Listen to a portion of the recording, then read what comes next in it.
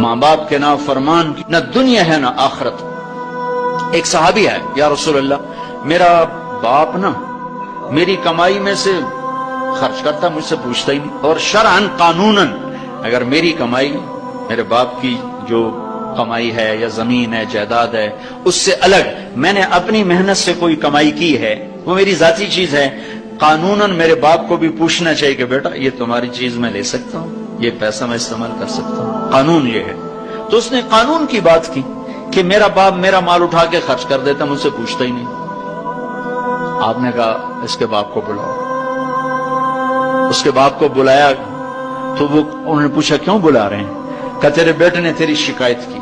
تو اس کو اتنا غم لگا کہ وہ کٹ کے مر گیا۔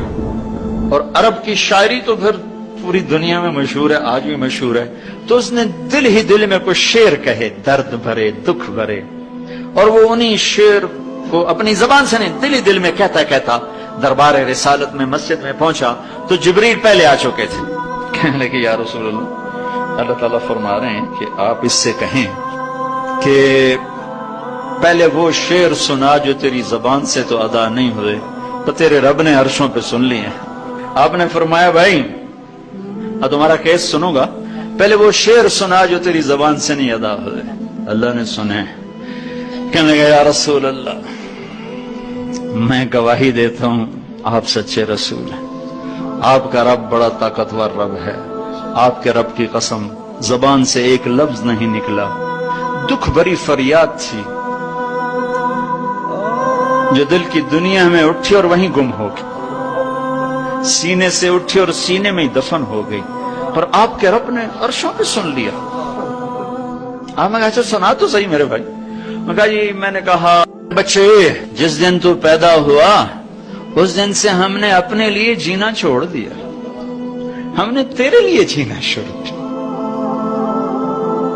گرمی سے لڑے، سردی سے لڑے، موسموں سے لڑے، حالات کے آہنی پنجوں سے رزق نکالا، جبڑوں سے رزق نکالا، جوانی کو قربان کیا، صحت کو قربان کیا، اپنے جذبات کو سلا دیا، تیرے چہرے کی ایک مسکراہٹ دیکھنے کے لیے ساری ساری رات کام کیا، سارا سارا دن کام کیا، کبھی دھوپ میں کبھی سردی میں، کبھی گرمی سے لڑا کبھی سردی سے لڑا، کبھی موسم سے لڑا کبھی بھوک سے لڑا، تجھے کھلایا خود بھوکا رہا، تجھے پلایا خود پیاسا رہا، تجھے چھاؤں میں لٹایا خود دھوپ میں بیٹھا، تجھے سکھ پہنچایا خود دکھ جھیلا۔ میری تو زندگی پھر تیرے لیے ہوگی، میں نے اپنے لیے جینا چھوڑ دیا۔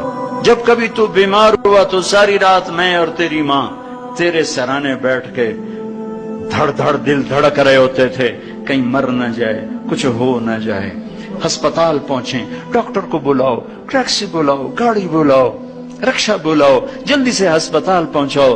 اسی خوفناک خیالات میں ہم روتے تھے، پگھلتے تھے، ٹوٹتے تھے، بکھرتے گئے چلے گئے خشک پتے کی طرح، اور تیرے چہرے کی ایک مسکراہٹ کے لیے ساری مسکراہٹیں بھول گئے، تجھے صحت مند دیکھنے کے لیے اپنی صحت کے سودے کر دیے۔ اور اس طرح ایک دن نہیں گزرا، یہ شب و روز گزرے، دن اور رات گزرے، لیل و نہار گزرے، بہار و خزاں گزری، رت بدلی، موسم بدلے، بادل اندھیری بارش آئے اور گئے، یہاں تک کہ تو پروان چڑھتا گیا، میں ڈھلتا گیا، تجھ میں جوانی میں رنگ بھرا اور بڑھاپے نے میرے سارے رنگ نوچ لیے۔ تو سیدھا کھڑا ہوا تنے کی طرح، میری کمر جھک گئی کمان کی طرح، اور میں آسرے کا محتاج ہوا، تو طاقتور ہو کے جوان ہوا۔ پھر مجھے خیال آیا کہ میں اس کی انگلی پکڑ کے چلا، گود بٹھا کے چلا، کندھے بٹھا کے چلا، ہاتھ بٹھا کے چلا، اس کے لیے در در کی ٹھوکریں کھائیں۔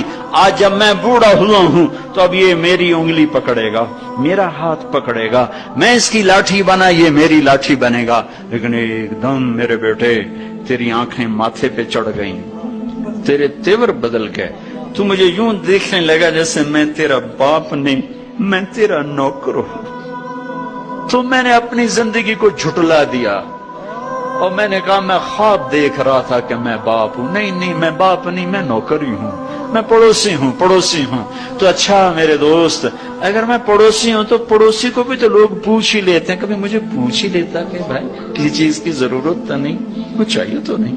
یہ اتنے درد بھرے اشعار ہیں کہ میرے تو اتنی فصاحت نہیں کہ میں اس کا ترجمہ کر سکتا، لیکن یہ وہ اشعار تھے کہ میرے نبی زار و قطار روتے اور آپ پھوٹ پڑے اور آپ کی داڑھی آنسوں سے تر ہو گئی اور آپ نے اس کو گریبان سے پکڑا اور یوں جھٹکا دے کر اٹھ جا، دفع ہو جا. انت ومالک لابیک، تو باپ کے خلاف مقدمے کرتا ہے، نکل جا، تو اور تیرا سب کچھ تیرے باپ کا ہے. یہ صرف روز شب قدر سے متعلق نہیں ہے کہ ماں باپ کا نافرمان ہے تو اس کی شب قدر برباد ہو گئی. ماں باپ کا نافرمان ہے تو سب کچھ برباد ہو گیا.